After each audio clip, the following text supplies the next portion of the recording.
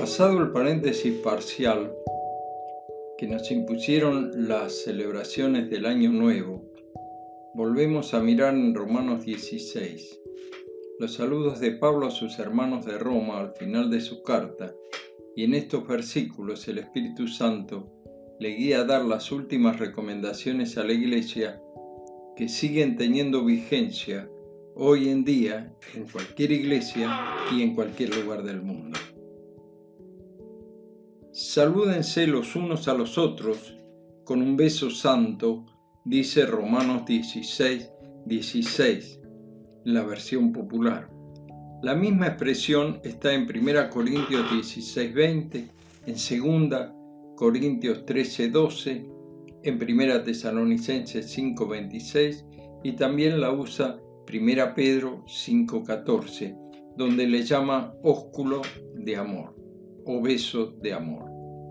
Se ve que esta era una costumbre muy extendida por las iglesias del Nuevo Testamento y era una muestra de respeto, cariño y debía hacerse con decoro propio de la santidad que está invocando.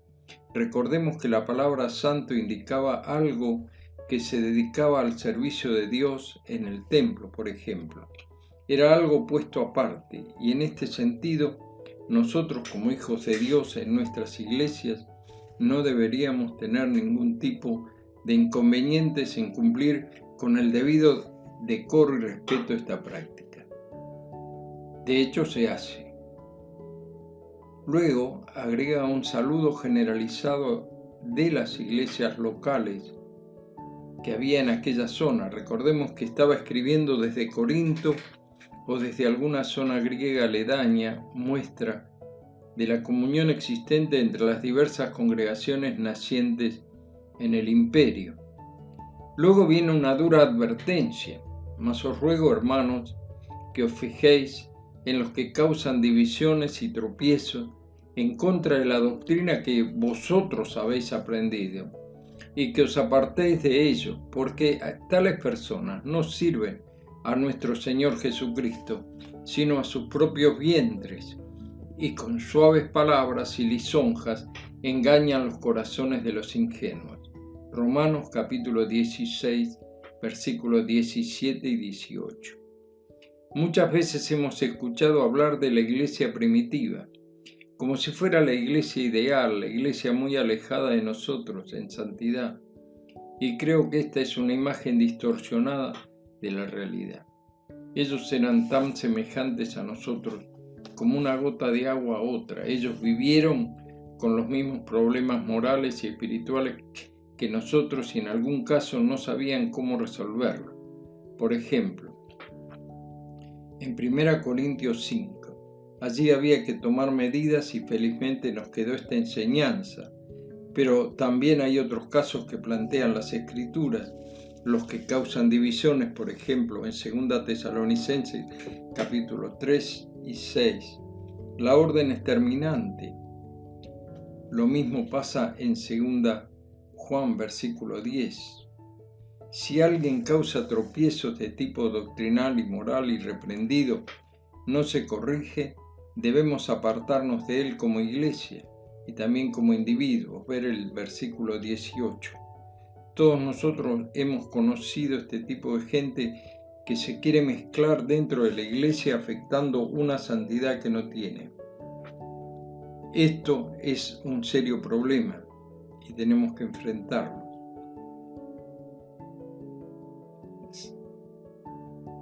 Nosotros también tenemos que recordar estas enseñanzas. Por último, quiero que seáis sabios para el bien e ingenuos para el mal, dice en Romanos 16:19. ¿Cuántas veces hemos actuado al revés de lo que dice aquí? Nuestra inteligencia espiritual debe ser aplicada y guiada hacia el bien. Debemos tener en cuenta la última advertencia. Está cerrando su pensamiento. Pone una nota de optimismo. Dios aplastará a Satanás. y lo hará en breve, dice el versículo 20. En realidad este es el clímax de toda la Biblia. Debemos dejar en claro, y esto lo vimos cuando repasamos el libro de Job, que el diablo nunca gana ni una batalla a Dios. Siempre es el gran derrotado. Y aún en el libro de Apocalipsis, donde se le muestra encumbrando la cima del poder a su hombre y gobierna el anticristo y el falso profeta, aparentemente tiene todo el gobierno mundial. Pero de pronto todo se derrumba. Y luego la gran tribulación, y al final del milenio sufre 2 derrotas. Y esta última es la definitiva.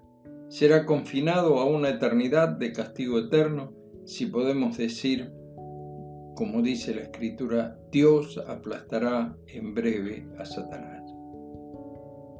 Finalmente nos encontramos con el saludo destacado y clásico de Pablo: la gracia de nuestro Señor Jesucristo sea con todos.